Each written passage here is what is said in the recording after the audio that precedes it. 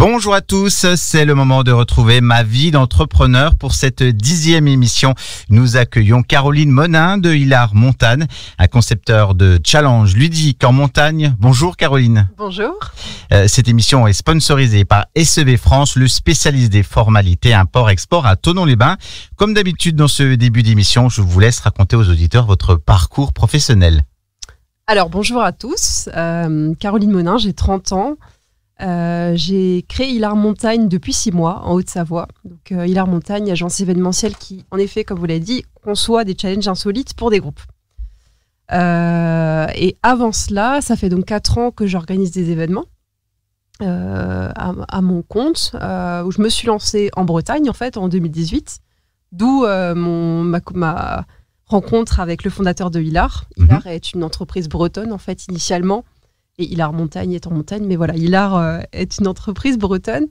Donc il y a 4 ans, on s'est rencontrés avec Gildas Floch, qui est un breton créatif en fait, qui est vraiment le fondateur des concepts insolites. On a travaillé ensemble quelques temps. Et puis à un moment donné, j'avais envie de revenir en montagne, parce que je suis assez fada de sport de montagne et très sportive. Je faisais de l'événement sportif avant de me mettre au séminaire entreprise et au concept insolite Hilard. Donc voilà, j'étais plutôt très très à fond sport de montagne. Et le meilleur endroit finalement, c'est la Haute-Savoie. Ah oui, là, il n'y a pas de, il n'y a pas de doute possible.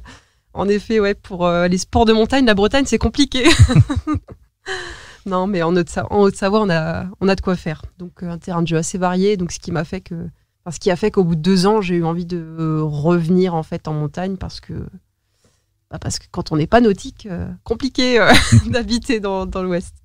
Donc voilà. Donc oui. Allez-y, je vous en prie. Donc après, il y a eu le confinement entre temps aussi, qui a fait que l'événementiel où je travaillais beaucoup avec Hilard déjà en Bretagne, il y a eu une pause totale en fait dans le secteur événementiel. D'accord. Donc ce qui a un petit peu accéléré aussi ma décision de vouloir repartir en montagne et de me reconcentrer un peu sur de l'événement sportif, ce que j'ai fait pendant 1 an.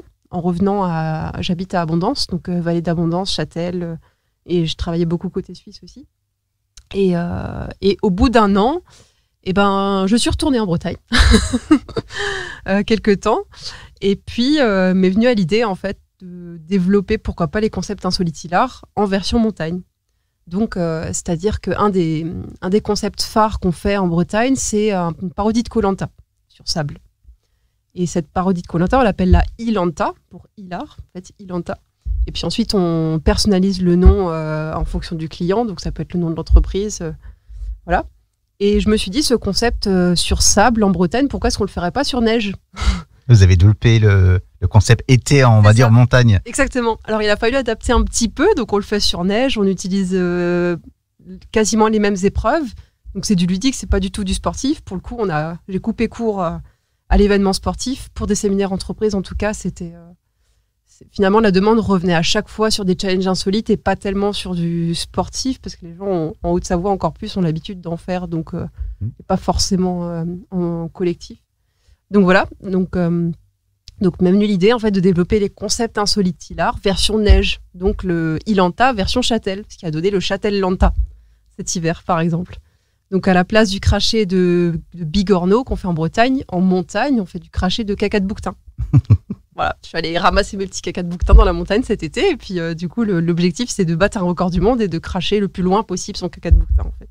Alors, Hilard Montagne a été créé donc en 2021, fin 2021. Oui, c'est ça. Quels sont les retours maintenant avec quelques mois d'avance Alors, avec 6 mois de recul, on va dire, les retours sont hyper bien, hyper positifs. Il y a eu le lancement qui n'était pas évident parce que c'était un petit peu la période où on demandait aux gens de pas trop se rassembler. Moi, mon concept, c'est de rassembler les gens. Donc, on a dû adapter quelque peu, puis faire des groupes un peu plus petits et se restreindre, mais malgré ça, ça a plutôt bien démarré. Donc, on a fait des challenges avec les offices de tourisme cet hiver, pour les touristes qui étaient présents en station. Là, on va en faire cet été aussi avec les offices de tourisme qui sont très friands en fait, de ce genre d'activité, parce que c'est totalement insolite pour eux. Ils jouent tous le jeu, les offices de tourisme? Oui, beaucoup, ouais. Avec Thonon, par exemple, on va le faire au château de Ripaille au mois de juin, juillet, août. On en a déjà fait quelques éditions de la Murder Party, qui est du coup le 2e concept. de concepts insolites. Et puis, ça a très, très, très bien pris auprès du public. On a fait sold out sur la première date. Donc ouais, plutôt encourageant, plutôt très encourageant. Voilà. Du moment qu'il n'y a pas de crise sanitaire qui revient, moi, je suis contente. Vous pouvez nous raconter le début de lancement de votre entreprise, les principaux challenges auxquels vous avez dû faire face? Ouais. Alors, en fait, ma vie d'entrepreneur a démarré il y a 4 ans et ma vie Hilar Montagne a démarré il y a 6 mois. Et entre-temps, il y a eu plein de petits rebondissements qui ont fait que j'en suis arrivée là où je suis aujourd'hui avec Hilar Montagne. Donc, les étapes de ma vie d'entrepreneur, je dirais s'adapter impérativement tout le temps. Parce que le marché évolue, parce que la demande évolue, parce que moi, géographiquement, j'ai évolué aussi. Mais ce qui a fait que j'ai appris à lire un petit peu les codes de chaque environnement, en fait, de chaque région. Oui. Et puis s'adapter aux partenaires qu'on peut se faire aussi dans chaque endroit. Quel concept peut plaire le mieux. Donc, je dirais, principale qualité, l'adaptation, vraiment. Vraiment. Et deuxième chose, c'est qu'en 4 ans, finalement, j'ai réussi aujourd'hui à combiner un petit peu tout ce que j'avais fait avant. Donc, lancer son entreprise, bon, le côté administratif, voilà, c'est pas forcément le plus intéressant, mais c'est la base obligatoire qui permet ensuite de solidifier et puis de consolider l'entreprise pour en arriver à faire plus gros aujourd'hui. Et puis, l'aspect communication, où j'ai fait ça quasiment 6 mois à temps complet pendant le confinement, en fait, faire du web marketing, de la communication, des sites internet, du graphisme, beaucoup. Et ce qui fait qu'aujourd'hui, j'arrive à sortir un super produit avec des super partenaires, avec une super communication, qui fait qu'en fait, c'est top, parce que c'est un bon enchaînement de tout ce qui a pu se passer en fait depuis ces 4 dernières années. Donc voilà, donc les voyants sont au vert avec l'adaptation, un petit peu prendre le recul sur ce qu'on fait et s'entourer des bonnes personnes. Et puis voilà, après... Combien de partenaires sur la Haute-Savoie? Alors, combien de partenaires sur la Haute-Savoie? Grande question. Je fais partie du club d'affaires Protéines. J'ai cru voir que vous aviez déjà eu quelques personnes, Samuel par exemple, qui est déjà venu. Exactement, oui. S'il nous écoute, on le salue. Oui, bonjour Samuel. J'ai connu l'émission en tout cas grâce à ce réseau. Et c'est un super relais pour avoir des bons partenaires dans une région. Après, beaucoup les offices de tourisme. Moi, je suis issue du tourisme. En fait, j'ai travaillé au Port du Soleil il y a quelques années pour l'association des Ports du Soleil. Donc, j'ai organisé des événements de grosse envergure en fait en montagne. Et puis, je me suis fait un réseau de prestataires d'offices de tourisme que j'arrive aujourd'hui à recapitaliser et puis à ressolliciter en tout cas pour d'autres choses, sur d'autres thèmes. Mais voilà, à ce niveau-là aussi. Donc, la question initiale, c'était combien? Quinzaine de personnes. En peu de temps, finalement, en peu de temps. En peu de temps, ouais. Mais l'avantage que j'avais ici, c'est que je partais pas de zéro dans le Chablais. Alors qu'en Bretagne, c'était autrement. Mais bon, c'est ce qui fait qu'on arrive 2 fois plus vite à avancer, quoi. Quelles sont les qualités nécessaires pour exercer ce métier? Je pense qu'il en faut beaucoup, mais je pense qu'on apprend beaucoup en avançant, en fait. Je dirais qu'il n'y a pas de prérequis pour se lancer. En tout cas, dans l'événementiel, il n'y a pas de diplôme spécifique lié à l'événementiel. Il n'y a pas besoin d'avoir un certain niveau de connaissance, d'études en tout cas. Je pense qu'il faut être débrouillard, premièrement, être organisé, ça c'est obligatoire, parce que forcément, c'est notre métier d'organiser. Donc, si on ne l'est pas soi-même, ça ne marche pas. Et puis ensuite, il faut avoir de la passion. Passion, je dirais. Vraiment passion envers le produit, envers les gens, envers ce qu'on fait. Moi, je crois énormément en ce que je fais, sinon je ne le ferais pas. Si je ne croyais pas en mon concept, je n'irais pas le vendre tout simplement parce que je m'ennuierais en fait.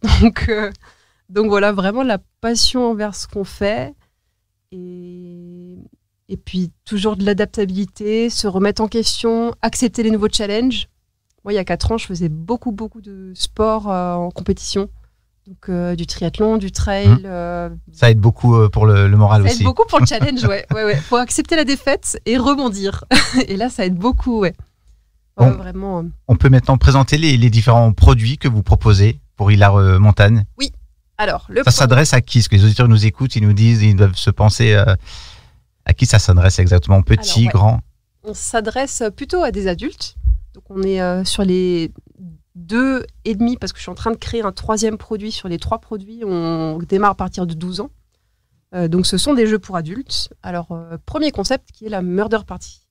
La Murder Party, si vous voyez à côté de moi, là, justement, on le voit, c'est bien cadré. Sherlock est parmi nous. Murder Party, on est sur une enquête policière. Une enquête policière géante. Où, en fait, on va arriver dans un lieu, qui est soit un lieu, dans le cadre d'un séminaire, par exemple, la veille du séminaire, il y a eu un crime dans ces lieux, dans l'hôtel. Il y a eu un crime et nos enquêteurs, donc moi je suis l'agent Monin de l'agence de détectives privée Hilar, qu'on a fait venir de Bretagne parce qu'il y a tellement de crimes en Haute-Savoie depuis 6 mois que ma foi il a fallu que je m'installe en Haute-Savoie, pas le choix. Et du coup je recrute des enquêteurs pour mener l'enquête. Donc l'idée c'est que pendant 3 heures, les gens vont être répartis en brigades, donc la brigade Sherlock, la brigade Dexter, la brigade Monk, j'ai un petit peu des noms d'enquêteurs, tout le monde est enquêteur. Et puis en brigade, ils vont avoir un certain nombre d'indices qui vont les emmener à chercher des choses, à réfléchir sur une énigme, à réfléchir sur un mot. Ils ont une liste de suspects qu'ils vont devoir disculper. Donc plus l'enquête va avancer et plus ils vont comprendre le contexte du crime et analyser le scénario, tout ça. Et puis au bout des 3 heures, ils vont devoir déterminer qui est le criminel, qui est la victime, quel est le mobile du crime et quelle est l'arme du crime. Voilà. Et puis là, entre autres, on a la... On peut la montrer, oui, exactement. Donc, en fait, la victime. J'en ai apporté qu'une partie parce que, bon, un corps, c'est lourd à transporter.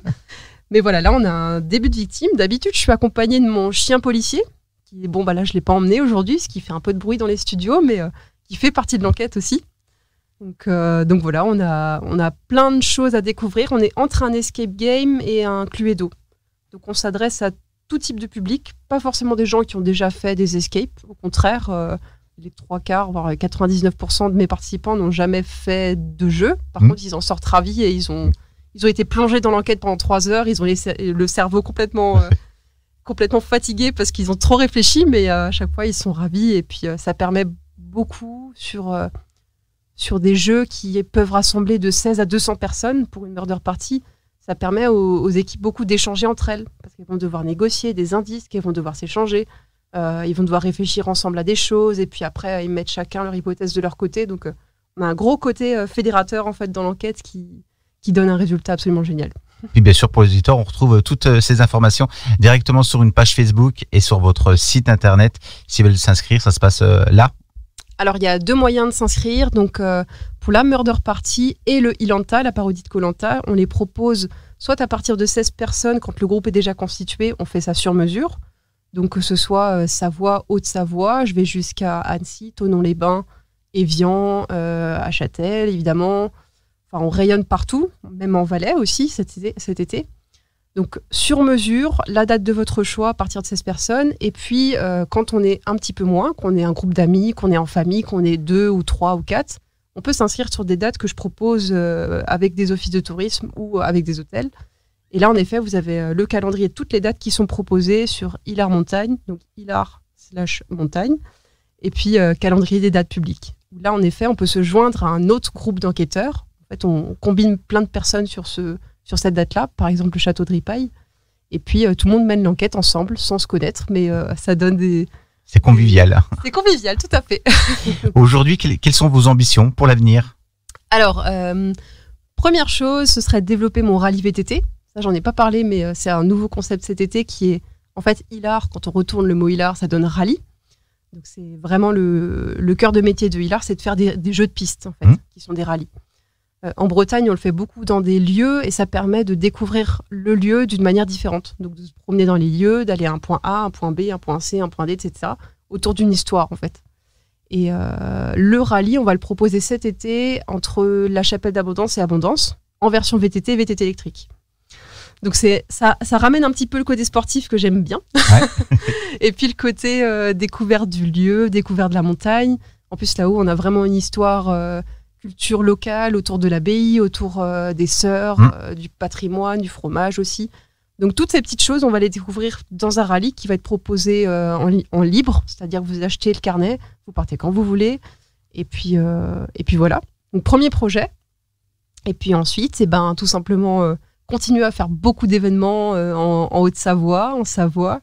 Et puis, moi, ce que je veux, dans le fond, et ce qui fait que ça me drive aujourd'hui de lancer Hilard Montagne, c'est que les gens soient contents d'être ensemble, qu'on offre du bonheur, en fait. Donc voilà, c'est vraiment ça l'idée, qu'on continue à rendre les gens contents. Et puis pourquoi pas faire des murder parties partout.